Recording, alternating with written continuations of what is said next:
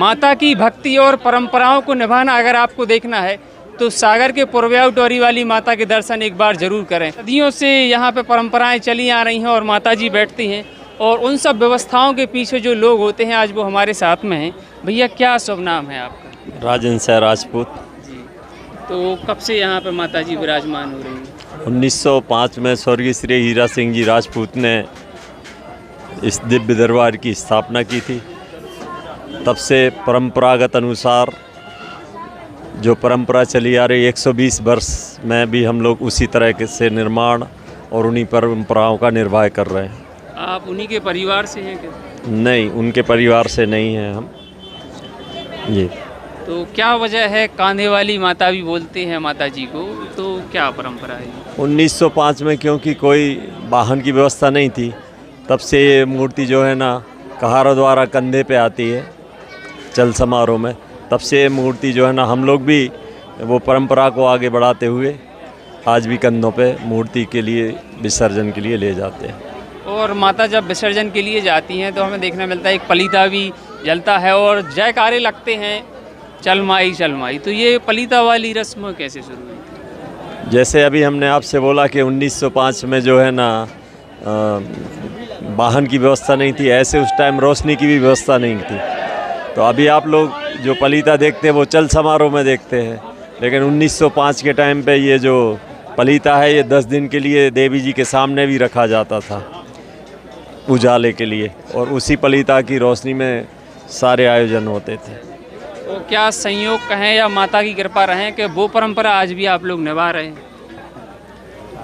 जैसे कि अभी हमने बताया है आपको कि हीरा सिंह जी राजपूत ने जो स्थापना की थी उसमें सारे मोहल्ले के लोग भी शामिल थे, तो उनके परिवार के लोग भी आज साथ में काम कर रहे हैं। और मोहल्ले के जो पहले पलीता बनाते थे उनके कई पीढ़ियां आगे बढ़ती हुई, और अभी जो वर्तमान में जो है ना ये साहब विश्वकर्मा जी हैं जो पलीता का निर्माण करते हैं।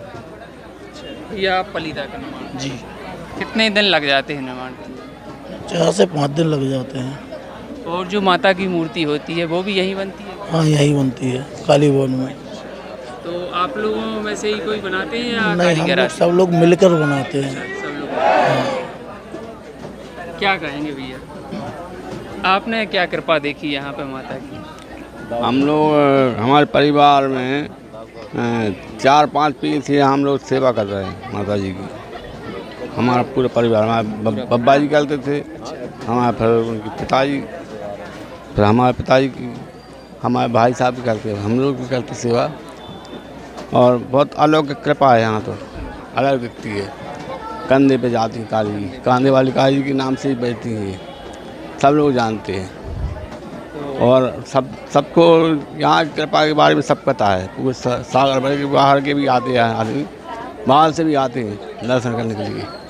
और ये आप भैया ये परंपरा आगे भी इसी तरह से चलती रहेगी? जी बिल्कुल इसी तरह से चलती रहेगी, क्योंकि आप ये देख रहे हैं कि जो 1905 में जो दिव्य दरबार की स्थापना हुई थी आज वो भव्य ऊंचाइयों पे पहुंच गया है।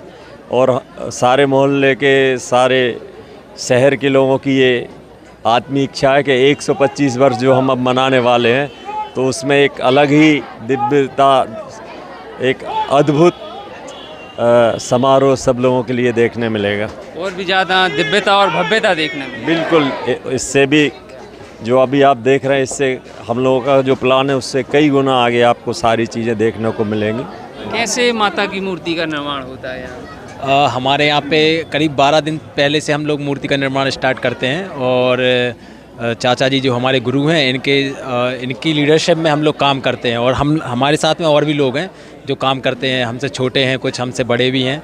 और मूर्ति का ऐसा है कि हम लोग खेत से माटी आती है हमारे यहाँ से, वो भी विधिवत पूजा करते हैं उस माटी की, तभी हम लोग इस माटी को लेकर आते हैं। और पूरी सफाई करके मतलब उसमें से कचरा वगैरह निकाल के। मैंने भी सुना था कि कोई केमिकल भी उसमें नहीं मिला? नहीं, कोई केमिकल यूज़ नहीं करते हम लोग। चलिए, जय माता दी। जय माता दी।